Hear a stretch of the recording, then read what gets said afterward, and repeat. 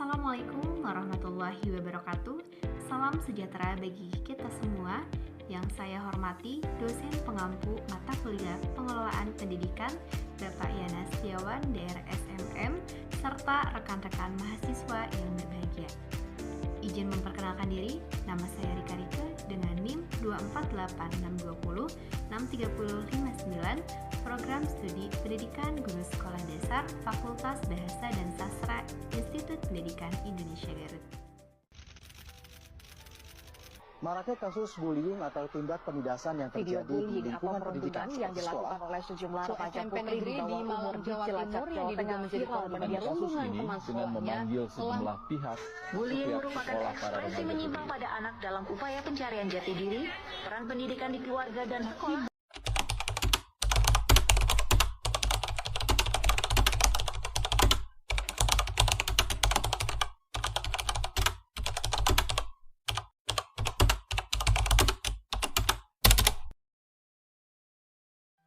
Pendidikan bukan hanya sekadar mentransfer ilmu saja, melainkan proses memanusiakan manusia.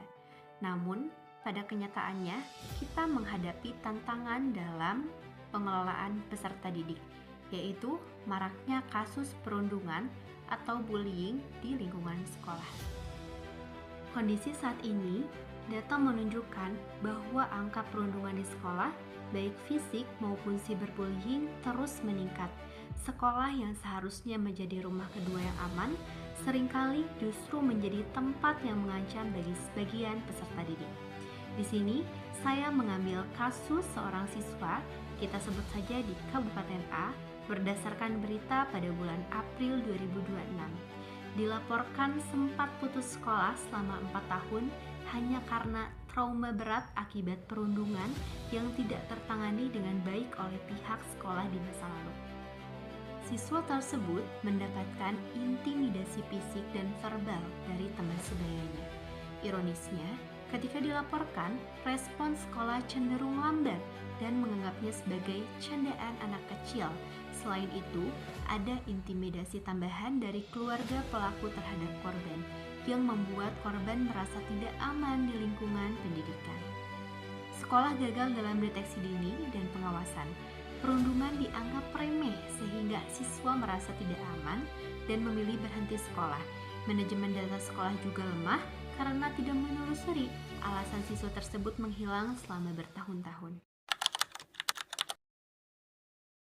Saat ini, kasus tersebut sudah ditangani dengan baik oleh pemerintah daerah dan dinas sosial setempat. Pihak dinas baru melakukan jemput bola setelah kasus ini terangkat atau terdata dalam Sistem Anak Tidak Sekolah atau ATS. Mereka memberikan bantuan berupa pembiayaan dan pemindahan ke sekolah alternatif atau yang sering disebut dengan sekolah rakyat. Selain sudah ditangani baik oleh pemerintah daerah dan dinas sosial setempat, kasus tersebut juga ditangani oleh UPTD PPA atau Perlindungan Perempuan dan Anak.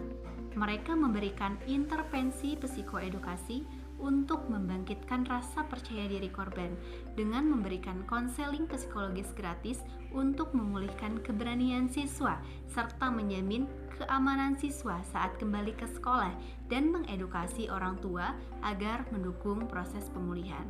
Nah, di sini juga sekolah rakyat atau alternatif ini memberikan ruang bagi korban untuk belajar kembali tanpa biaya dan dengan pengawasan ketat terhadap pergaulan siswa. Berdasarkan kasus yang telah dipaparkan, di sini saya memiliki beberapa solusi. Yang pertama, solusi untuk sekolah, yang kedua, solusi untuk orang tua, dan yang ketiga, solusi untuk peserta didik. Solusi untuk sekolah harus menerapkan sistem peringatan dini, yaitu pengelolaan peserta didik harus memiliki parameter non-akademik. Jika ada siswa yang absen 3 hari berturut-turut tanpa alasan yang jelas atau terlihat murung di kelas, manajemen kesiswaan harus melakukan home visit atau kunjungan rumah, sehingga tahu apa yang menjadi penyebab siswa tersebut tidak masuk sekolah. Selanjutnya, sekolah harus memiliki SOP anti perundungan yang jelas. Setiap laporan sekecil apapun harus didokumentasikan dalam rekam jejak perilaku peserta didik. Selanjutnya, kurikulum anti-bullying yaitu mengintegrasikan nilai-nilai empati dalam pembelajaran, misalnya melalui metode role playing atau bermain peran di kelas agar siswa paham dampak buruk dari perundungan. Selain solusi untuk pihak sekolah, di sini juga saya memberikan solusi untuk orang tua, yaitu yang pertama, membangun komunikasi terbuka. Misalnya, orang tua harus membiasakan bertanya kepada anaknya, bagaimana perasaanmu di sekolah hari ini? Bukan hanya tadi belajar apa, hal ini agar anak merasa nyaman bercerita jika ada masalah. Selanjutnya, yaitu literasi mengenai perundungan.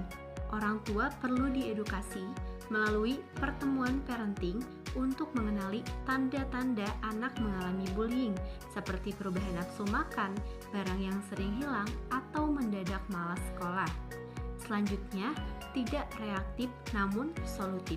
Artinya, jika anak menjadi korban, orang tua sebaiknya tidak langsung mendatangi pelaku untuk memarahi, melainkan berkoordinasi dengan sekolah sesuai prosedur agar masalah tidak melebar ke konflik antar keluarga. Solusi yang terakhir adalah solusi untuk peserta didik. Di sini, peserta didik harus membangun kepercayaan diri, mengajarkan anak untuk berani berkata tidak atau berhenti, "Aku tidak suka diperlakukan begitu," dengan nada tegas namun tidak menantang. Pelaku perundungan biasanya mencari target yang terlihat lemah. Selanjutnya, prinsip don't be a Bayerstein. Siswa lain yang melihat perundungan harus didorong untuk menjadi upstander, pembela, atau setidaknya segera melapor ke guru, bukan justru menonton atau ikut menertawakan. Dan yang terakhir, mencari lingkungan pertemanan yang positif, mendorong anak untuk bergabung dengan kelompok atau ekstrakurikuler yang suportif. Memiliki teman akrab di sekolah adalah perlindungan alami terbaik dari ancaman perundungan. Rekan-rekan mahasiswa, kasus siswa yang harus kehilangan masa sekolahnya selama 4 tahun akibat perundungan adalah sebuah teguran keras bagi kita semua sebagai calon pendidik. Ini bukan hanya sekedar angka dalam statistik anak putus sekolah, melainkan bukti nyata bahwa sistem pengelolaan peserta didik masih memiliki celah yang harus segera diperbaiki. Pengelolaan peserta didik bukan hanya tugas kepala sekolah saja, melainkan kerja kolektif. Ketika sekolah mengawasi, orang tua mendampingi, dan siswa saling menghargai, maka tidak akan ada lagi anak yang kehilangan masa depannya hanya karena rasa takut. Demikian yang dapat saya sampaikan. Mohon maaf atas segala kekurangan. Semoga narasi ini membawa manfaat bagi perbaikan pengelolaan pendidikan, khususnya pengelolaan peserta didik di masa depan. Wassalamualaikum warahmatullahi wabarakatuh. Makes it hard to see